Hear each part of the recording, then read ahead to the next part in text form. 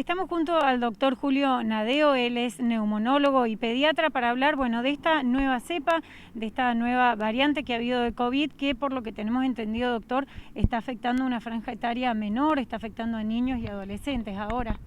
Sí, en realidad, si bien han habido casos de estas nuevas cepas, hay que separar las cosas. Una cosa es por qué se empezó a ver afectación en personas más jóvenes y otra cosa tiene que ver con la cepa y el nivel de contagiosidad, que aparentemente esta cepa tiene y tiene mucho que ver con la inmunidad que se ha ido adquiriendo. Por lo general en los segundos o terceros rebrotes, yo siempre pongo como ejemplo la misma gripe. La vacuna antigripal cada año se hace una edición nueva de esa vacuna porque el virus de la gripe va cambiando y va mutando en el tiempo. Entonces, en este caso también estamos frente a la segunda o tercera ola y el virus tiene algunas características propias que permiten que pueda sobrevivir en el tiempo, que es mutar genéticamente y cambiar a otro tipo de cepa. Lo que pasa es que el fenómeno que se ha producido tiene bastante que ver con dos cosas. Primero, un corrimiento natural del grupo etario. Pensemos que el mayor grupo de afectados fueron personas mayores, muchas de ellas desgraciadamente han fallecido y otro grupo de ellas han adquirido inmunidad adquirida o tienen anticuerpos para tenerlo. Y el otro grupo que se ve afectado ahora porque hay mayor movilidad es el grupo de los niños.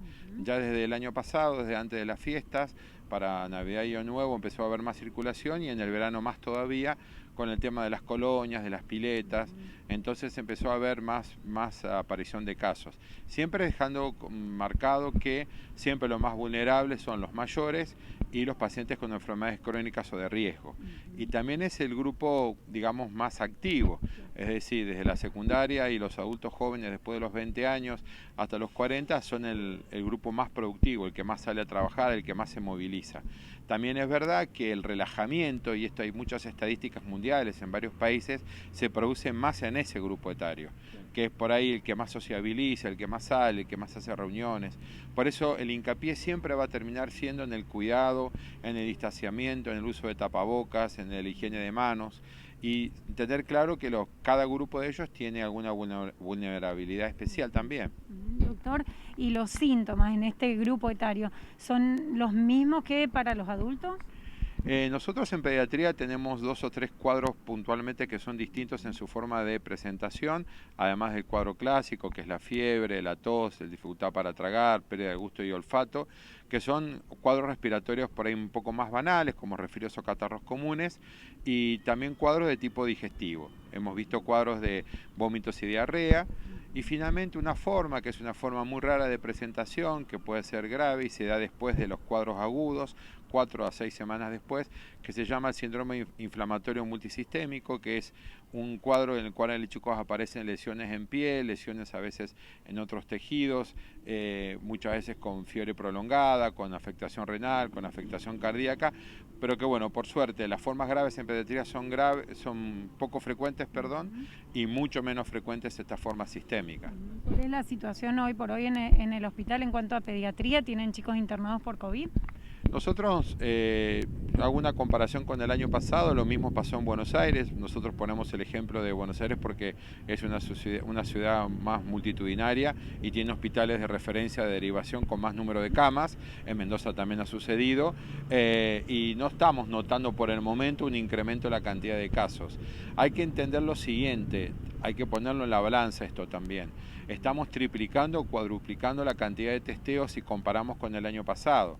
Entonces, si usted de 10 pacientes solamente ha testeado 2, va a tener 2 positivos, si ha testeado 6, va a tener capaz que 4, no 2 positivos. Entonces, hay que entender que la positividad y el grado de síntomas que puedan tener varían bastante. Nosotros sí, tenemos que ajustarnos al protocolo y estos pacientes que tienen fiebre, tos, dificultad respiratoria, ingresan al servicio, se los hisopa y si da negativo se los pasa a sala común. Puede haber gente, o sobre todo los niños, que hayan transitado un COVID con síntomas tan leves que no se hayan dado cuenta. Exactamente, y ese es el tema que hay que tener presente, que son las formas leves y asintomáticas que son las más importantes. Pero quiero hacer una aclaración respecto al tema de volver a las escuelas y al tema del temor que se genera. la carga viral, es decir, la carga de virus que tiene la vía respiratoria un niño, es 3 veces inferior a la carga viral que pueda tener un adulto. Por lo tanto, la capacidad de contagio es mucho menor. Después el niño tiene mecanismos inmunogénicos que trae desde muy pequeño de protección de su vía aérea, con lo cual es sumamente raro, difícil que la infección rápidamente pase a vía aérea inferior. O sea, nosotros vemos que la neumonía y las complicaciones pulmonares, y ni hablar de las vasculares o sistémicas que tienen los adultos, son extremadamente raras en pediatría. Por lo tanto, no son hipercontagiantes los niños. En cambio, sí lo son los adolescentes y adultos jóvenes. Por esto que estoy explicando que es la capacidad de contagio. Tiene que ver con mecanismos de la vía aérea en los cuales hace mucho más fácil y mucho más intensivo que esta forma de dispersión se pueda producir más en ese grupo etario que en el de los chicos. Higienizar mochilas, pulverizarlas con alcohol, sumado, ¿no?, al uso de barbijo, al distanciamiento, al alcohol en gel, todo eso suma y un poco incrementarlo en esta época. Bueno, eso es un tema importante. Es importante remarcar que nosotros estamos aprendiendo con esta pandemia y a veces nos decimos y nos desdecimos. Es más, la OMS ha quedado a veces mal parada, pero por algo muy fácil de entender. Es una institución muy grande que tiene muchos mecanismos de control y los mecanismos de control y los estudios deben estar avalados para que la OMS expida. Esto fue tan rápido que siempre los comentarios venían 4, 6, 8, 10 semanas después.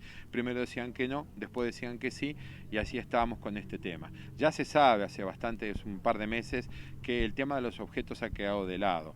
La capacidad que tiene el virus de sobrevivir en superficies es muy limitada, va muy de la mano generalmente del tema de la higiene de manos, de qué sirve tener una mochila limpia, de qué sirve tener un objeto limpio donde nosotros depositamos las cosas, que sabemos que no va a estar por más de 2-3 horas, cuando esa mano tocó más de un objeto y después sí es llevada a la cara o a los ojos. Entonces, hacemos hincapié en no preocuparse por la higiene de los ambientes. Obviamente, por ejemplo, nosotros en un consultorio sí limpiamos la camilla y eso porque hay un mecanismo de reentrada, se llama, un mecanismo de reexposición que puede estar afectando y más a los trabajadores de salud.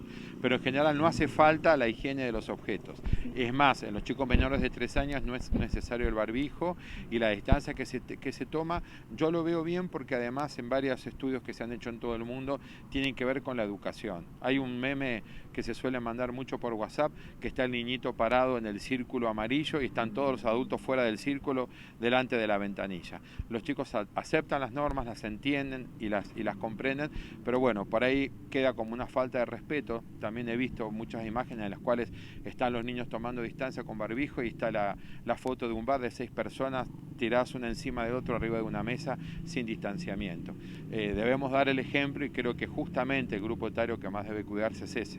Sí. El tema del regreso a las escuelas no pasa solamente por la necesidad y el derecho de los chicos de poder aprender, sino por las grandes consecuencias que tiene y el impacto que tiene. En nuestro país hay un aspecto que no es menor, que es el aspecto social. El lugar donde los chicos van a la escuela muchas veces desayunan, muchos de ellos también comen allí. Entonces hemos visto mayor incremento de violencia familiar, mayor incremento de abusos, mayor incremento de desnutrición por estar estos chicos mal alimentados y ni hablar del impacto psicológico y el impacto que tienen al aprendizaje. Entonces, tenemos que tratar de ver que la escuela es un refugio también para estos niños y que muchas veces el negar rotundamente la escolaridad va en contra de este principio. Es obvio que si se respetan las normas, cuando hay un brote importante, bueno, como en todos los países del mundo, Europa y Estados Unidos, se cerrará por 2, 3, 4 semanas de acuerdo a lo que sea necesario. Pero todos los índices mundiales y los nuestros propios, nuestras propias estadísticas dan índices de contagios menores al 1, o sea que estamos hablando de 0,2, 0,3, 0,7% y siempre en relación a un adulto. Entonces, bueno, es importante entender eso también, como también que vamos retrasados con la vacunación y eso también incide en que los docentes tengan también temor y no estén vacunados. Pero bueno, muchas veces se piden expedir certificados de enfermedad crónica para no ir a la escuela y en realidad son muy puntuales los casos que realmente corren riesgo ellos o riesgo con los cuidadores. Está el error de pensar que yo tengo un chico discapacitado y mi otro hijo de 10 años no puede ir porque va a traer el virus a casa. El chico va con barbijo, se lava las manos, ingresa y se vuelve a lavar las manos y está en contacto con su hermano. Y ese riesgo, como les dije, la transmisión entre niños es baja, no es tal como se piensa a veces.